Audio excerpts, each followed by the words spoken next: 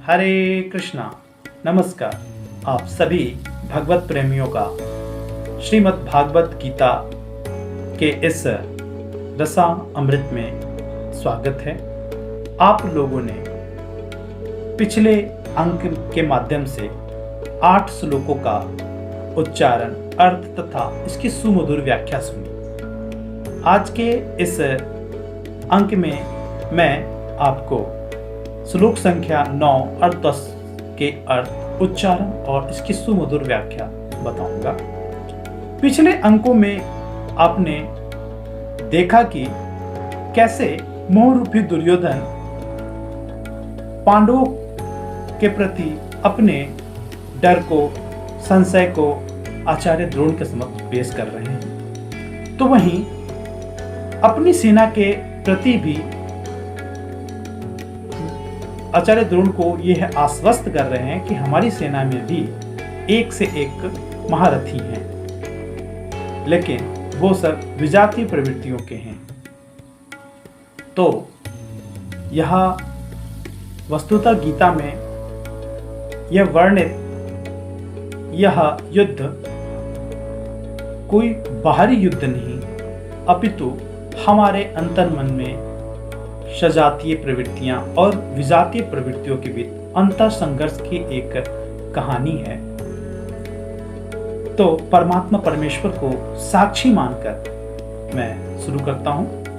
ओम परमात्मने नमः। अथ प्रथमो अध्याय। श्लोक नंबर 9। अन्यश्च बहवः सूरा मदर्थे त्यक्त जीविताः नानाशस्त्र प्रहरणाः सर्वे युद्ध विशारदा। अन्य च बहवः सूरा। अन्य मतलब अन्य सब, च मतलब भी, बहवः मतलब अनेक, शूरा मतलब वीर। मद अर्थे त्यक्त जीविता।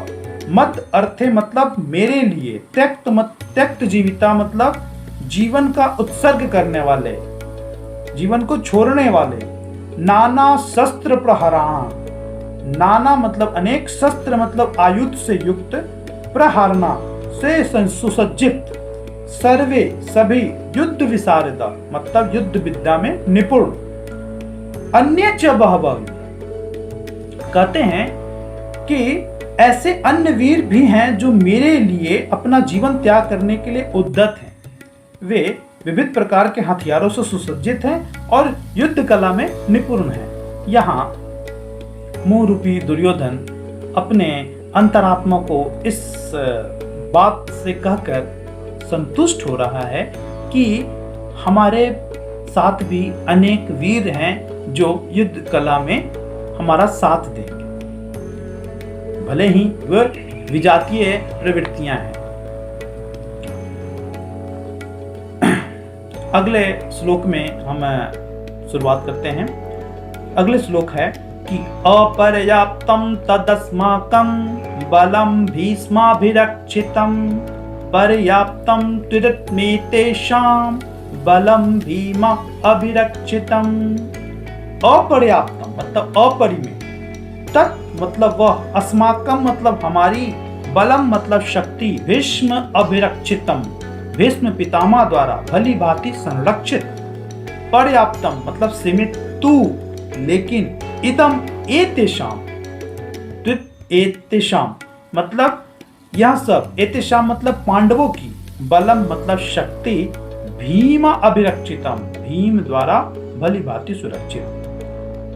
मोह रूपी दुर्योधन कहते हैं आचार्य द्रोण से कि हमारी शक्ति अपरिमेय है और हम सब पितामह द्वारा भली भांति संरक्षित है, जबकि पांडवों की शक्ति भीम द्वारा भली भांति संरक्षित होकर भी सीमित है। यहाँ पर दुर्योधन ने तुलनात्मक शक्ति का अनुमान प्रस्तुत किया है। जरा गौर कीजिएगा। वह सोचता है कि अत्यंत अनुभवी सेना नायक भीष्म पितामह द्वारा विशेष रूप से संरक्षित होने के कारण उसकी सशस्त्र सेनाओं की शक्ति अपरिमेय है। मित्रों, दुर्योधन मोह रूप है और मोह में यह भ्रांति हो ही जाती है।